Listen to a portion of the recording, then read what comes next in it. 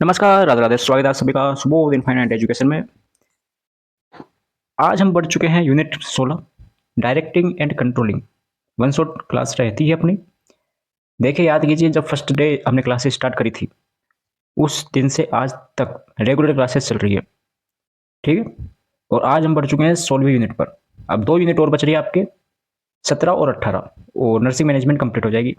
Child हो चुकी है, मेंटल हेल्थ है, 7 यूनिट उसमें बच रही है कंप्लीट।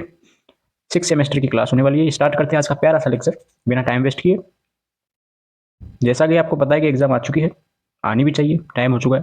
स्टार्ट करते हैं आज का लेक्चर। सिलेबस देखा आपने, सिलेबस में सबसे फर्स्ट टॉपिक हमारे पास आता है मोटिवेशन। क्या आता है? मोटिवेशन। तो व्हाट इज मोटिवेशन? मोटिवेशन क्या होता है सर? कि जैसे कि मोटिवेशन होता क्या है और हम इसमें पढ़ क्यों रहे हैं, किसमें? यूनिट का नाम क्या है? Directing and controlling. कि स्टाफ को हो गया या फिर कोई स्टाफ है, उसको हम कैसे डायरेक्ट करें, कैसे कंट्रोलिंग करें, उसको कैसे हम कंट्रोल करेंगे, कैसे चेक करेंगे, मोटिवेशन देंगे। मोटिवेशन कैसे दे सकते हैं हम उसको? मोटिवेशन के लिए हमारे पास क्या हो सकता है साधन? तो मनी, हमने लास्ट क्लास में देखा था कि जॉब सेटिस्फिकेशन हो गया, बेटर अपॉर्चुनिटी दे सकते हैं, प्रमोशन की दे सकते हैं। ये सब क्या है? मोटिवेशन ही तो है।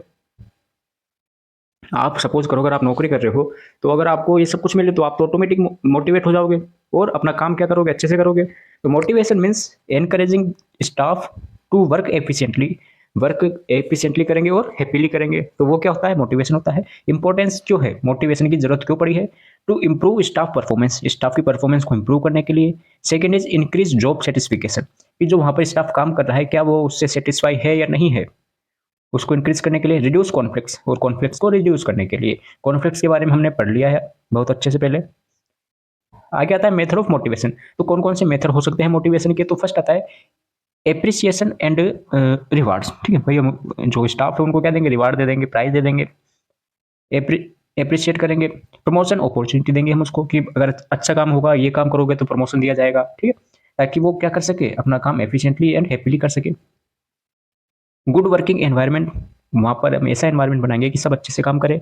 ट्रेनिंग एंड डेवलपमेंट, और कोई है जिसको अभी तक सही तरीके से काम नहीं आ रहा है या फिर कुछ मिस्टेक है, तो उनके लिए ट्रेनिंग चलाएंगे और उनका डेवलपमेंट करेंगे। ओके, ये क्या था? मोटिवेशन के मेथड है। एग्जाम में नहीं पूछा जाएगा, पूछेंगे तो 2 नंबर में आएगा, वरना एग्जाम में नहीं आएगा। आगे चलते हैं। गाइडेंस एंड काउंसलिंग क्या है? Guidance and counselling. तो गाइडेंस क्या होती है, काउंसलिंग क्या होती है? एजुकेशन टेक्नोलॉजी में पूरा पढ़ा हमने, बिल्कुल सर पढ़ा। अभी आपको ज़्यादा नहीं देखना है, थोड़ा बहुत आपको रिव्यू टाइप देखना है, ठीक है, कि भाई होता क्या है, गाइडेंस क्या होती है, काउंसलिंग क्या होती है, अगर आप भूल गए हो तो इसलिए। तो गाइडेंस मीन्स हेल्पिंग स्टूडेंट और staff to make proper decision. Guidance का मतलब क्या है? कि helping staff students to make proper decision, अपना प्रॉपर डिसीजन लेने के लिए हम उनको क्या करेंगे? हेल्प करेंगे। अब इसके भी हमने जैसे टाइप्स देखे थे। एजुकेशनल गाइडेंस हो गया, वोकेशनल गाइडेंस हो गया, ओकेशनल या फिर पर्सनल गाइडेंस हो गया। इसमें एजुकेशन के रिलेटेड देते हैं, इसमें हम जॉब से रिलेटेड, करियर से रिलेटेड, उसमें पर्सनल कोई इश्यू हो उससे रिलेटेड हम गाइडेंस देते हैं, हेल्प करते हैं। अब इसके इंपॉर्टेंट क्या क्या है, क्यों इंपॉर्टेंस है ये? तो help student adjust to training. अब यहाँ स्टूडेंट की जगह हम स्टाफ भी लिख सकते हैं, ठीक है। To adjust to training, improve academic performance, या यहाँ पर एकेडमिक परफॉर्मेंस है, या फिर हम ऐसे बोल सकते हैं कि इम्प्रूव इन जॉब परफॉर्मेंस। क्यों सर? क्योंकि देखो यहाँ पर हमने पहले देख लिया, क्या देखा सर? Improve staff performance. तो स्टाफ की परफॉर्मेंस को इम्प्रूव करने के लिए हम to helps in career planning, ठीक है, तो इसलिए हम गाइडेंस देते हैं। अगला आता है काउंसलिंग। क्या आता है सर? काउंसलिंग। तो काउंसलिंग क्या है? तो counselling is the professional process to helping a person solve personal और इमोशनल प्रॉब्लम, जिससे कि स्टाफ है वो अपनी पर्सनल और इमोशनल प्रॉब्लम को सोल्व कर सके। Okay, steps of counselling. Counselling के स्टेप कौन कौन से हैं? तो there are 5 step of counselling. First one is identify the problem. अब हमने काउंसलिंग की पूरी प्रोसेस देखी, काउंसलिंग प्रोसेस देखी थी, अलग से सेपरेट उसकी वीडियो भी बनी हुई है, अगर देखना चाहो तो भी देख सकते हो। लेकिन मेरा मानना है कि अब देखना आपको कोई ज़रूरी नहीं है, क्योंकि थोड़ा बहुत आपने पढ़ रखा है। तो आइडेंटिफाई द प्रॉब्लम। सबसे पहले तो हमारे पास जो प्रॉब्लम है उसको हम आइडेंटिफाई करेंगे। कलेक्ट इन्फॉर्मेशन, इन्फॉर्मेशन को कलेक्ट करेंगे, डाटा कलेक्ट करेंगे, गैदरिंग, ठीक है। डिस्कस पॉसिबल सॉल्यूशन, फिर उसका हम जो पॉसिबल सॉल्यूशन है हमारे पास उसको सोचेंगे, डिस्कस करेंगे। Help in decision making and follow up. अब कौन करेगा? आइडेंटिफाई द प्रॉब्लम, प्रॉब्लम को आइडेंटिफाई कौन करेगा? डाटा कौन कलेक्ट करेगा? डिस्कस कौन करेगा? ये करेगा सर काउंसलर। इसमें एक तो होता है काउंसलर, एक होता है काउंसली। आया कुछ याद? जो काउंसलर होता है, कौन? जो कि काउंसलर होता है जो काउंसलिंग करता है, जबकि एक होता है क्लाइंट या फिर काउंसलिंग, ये काउंसलिंग करवाता है, ये करता है हेल्प इसकी। ओके, ये है प्रॉब्लम में पड़ा हुआ है और ये इसकी हेल्प करता है, ठीक है। Discuss possible solution, help in decision making. अब जो ये काउंसलर है उसकी हेल्प करेगा और फॉलो अप, अगर आगे कोई नीड है केयर की या फिर काउंसलिंग की तो वो आगे बताएगा, ठीक है सर। नेक्स्ट आता है मेंटेनिंग डिसिप्लिन। देखो ये भी हमने पढ़ लिया था मेंटेनिंग डिसिप्लिन पिछली क्लासेस में, लेकिन फिर भी हम थोड़ा बहुत देख लेते हैं कि जो भी हमारा ऑर्गेनाइजेशन है उसमें डिसिप्लिन मेंटेन करना है हमें। क्यों करना है सर? जब बहुत सारे लोग काम कर रहे हैं तो डिसिप्लिन जरूरी है, ताकि रूल्स और रेगुलेशन है उनका वो फॉलो कर सके। Discipline means following rules and regulation in the institution. जो भी इंस्टीट्यूशन है या ऑर्गेनाइजेशन है, जैसे कि हॉस्पिटल है, तो उसका रूल्स एंड रेगुलेशन को फॉलो करने के लिए डिसिप्लिन जरूरी है। अब मैंने आपको इसमें एक जब पढ़ाया था ये पिछली क्लासेस में, इसी सब्जेक्ट में एक एग्जाम्पल बताया था कि 7 वाला तो 8 बजे आ रहा है और मैं 10 बजे जा रहा हूँ, तो वो उससे बोलेगा, तो ये क्या है? डिसिप्लिन है। बताया था ये एग्जाम्पल मैंने, याद करो।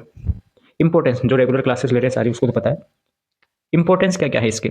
स्मूथ फंक्शनिंग ऑफ इंस्टीट्यूशन, जो भी हमारा इंस्टीट्यूशन है वो एक तरीके से स्मूथ फंक्शन करे। Professional behaviour, better learning environment, इसके लिए डिसिप्लिन बनाना जरूरी है। मेथड ऑफ मेंटेन डिसिप्लिन, तो क्लियर रूल्स एंड पॉलिसी, हमारे ऑर्गेनाइजेशन की या फिर हॉस्पिटल है, इंस्टीट्यूशन है, उसकी रूल्स और पॉलिसी है वो क्लियर होनी चाहिए, ठीक है। ये रूल है तो फॉलो करना है तो करना है। गुड लीडरशिप, जो लीडर है जैसे कि हॉस्पिटल है, नर्सिंग सुपरिटेंडेंट हो गया, ठीक है, तो लीडरशिप अच्छी होनी चाहिए उसकी। फेयर ट्रीटमेंट, ये नहीं कि पार्शलिटी करे, फेयर करना चाहिए, ऑब्जेक्टिव होना चाहिए। Counselling for problem student and staff, student और स्टाफ है उसकी काउंसलिंग करे जो भी प्रॉब्लम है उनको। प्रॉपर सुपरविजन, क्या करे? प्रॉपर सुपरविजन करे। सुपरविजन क्या है सर? पूरी यूनिट में पढ़ा दिया हमने, बिल्कुल। नेक्स्ट आता है हमारे पास इंस्टीट्यूशनल रिकॉर्ड एंड रिपोर्ट। अब देखो इसमें एक हेडिंग और थी, क्या थी sir? Record and report. Record and report नाम से टॉपिक था, जो कि हमने किस में पढ़ लिया? अभी 2 दिन पहले पढ़ा है।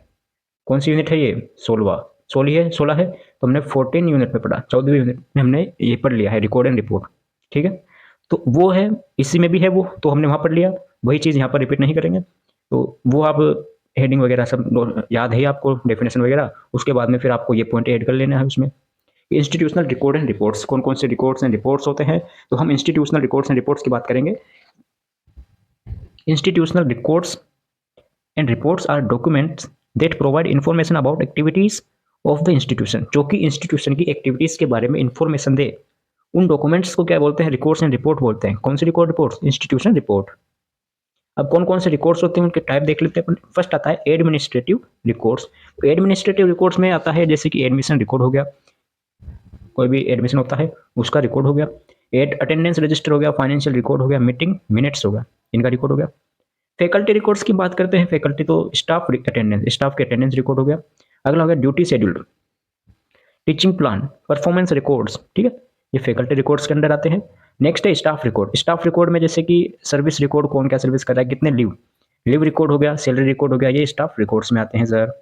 नेक्स्ट आता है स्टूडेंट रिकॉर्ड। तो स्टूडेंट रिकॉर्ड में कौन कौन सा आता है?